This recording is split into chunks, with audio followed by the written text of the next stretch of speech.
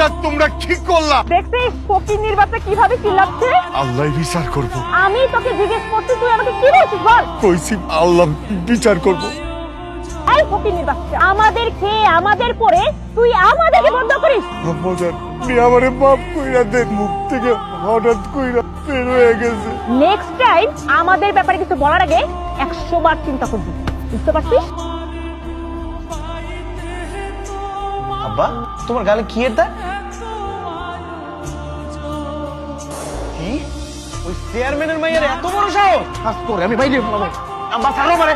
সেবের মাইয়া যে দুধ নষ্ট করছে এই গরুটা তো চেয়ারম্যানের কাছ থেকেই বন্ধক নিছি। আমরা যদি ওগুলোকে রাখতে চাই আমরা তো সবকিছু হারাইতে হইব। আব্বা সবকিছু ফেরত দিব, তুমি কোনো চিন্তা করো না। আমি কইছি সবকিছু ফেরত দিব আমি। চেয়ারম্যানের মাইয়া অনেক বাইরে গেছে না, আমার বাপের গায়ে হাত দিতে। আজকে ওই মাইয়ার একদিন কি আমার একদিন, আমার আটকে বেলা থাকো।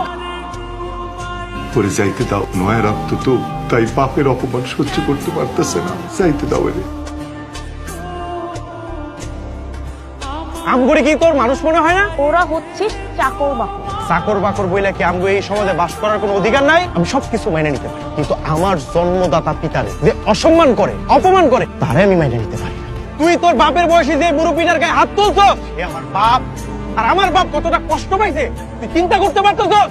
সামনে থেকে সর, আমার মাথা গরম হয়ে গেলে না আমি তোকেও কিছু করে ফেলবো। একদমই সরার জন্য দাঁড়াই নাই। তাহলে কি করবি তুই? কি করবি? তুই আমার বাপের মান সম্মানে হাত দিছস না, আমিও তোর মান সম্মানে হাত দিব। তোর একটা ছবি তুলে রাখি, হ্যাঁ, একটা স্মৃতি করে রাখি, দাঁড়া।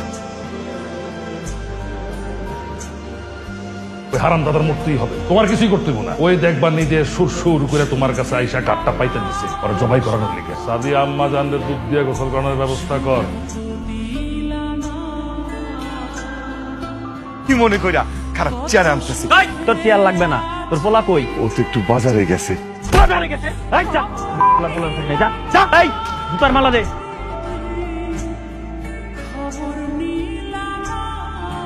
মার ঠিক মতো মার, উল্টা উল্টা মার, থাপড় মার। এই নেন রাস্তাতে ধরে আনছি। আম্মা তুমি করে কি বেঁধে রাখছে? ও শালা, আমার সাথে পাঙ্গা দিছিলি না, এবার দেখ কেমন লাগে। তুই আর তোর বাপ, তোরা দুইটাই হইতেছস কাপুরুষ। আরে তোগো মতো কাপুরুষ গুলোকে কি ঝগড়া করবো? মাফ করে দিন।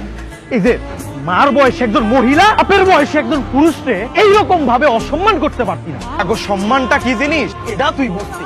আরে তোগো মতো মূর্খ গুলোকে ঝগড়া করাটা একটা মূর্খের কাজ। আপনার একটা কুলাঙ্গার মাইয়া জন্ম দিচ্ছেন, আপনার মাইয়ারে আদর করতে করতে মাথায় তুলে ফেলাইছে, একেবারে বাদর বানায় ফেলছে। আপনার এই কুলাঙ্গার মাইয়া গ্রামের মাইন্ডসেটে যেভাবে অতিষ্ঠ করছে না, ওইদিন পরে এর হিসাব হারে হারে টের পাইবে। আপনার মাইয়া ভুইলাই গেছে যে সে একটা মাইয়া মানুষ, সে কোনো একদিন অন্য কারো সংসারে দেব, অন্য কারো ঘর করব, সেও একদিন মা হইবে। আর যেদিন তুই মা হবি না সেদিনই তুই বুঝতে পারবি একজন মায়ের কি কষ্ট।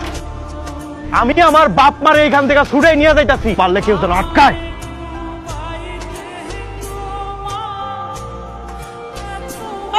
চিল্লাইতেছস কেন? তুমি ওদেরকে আটকালে না কেন?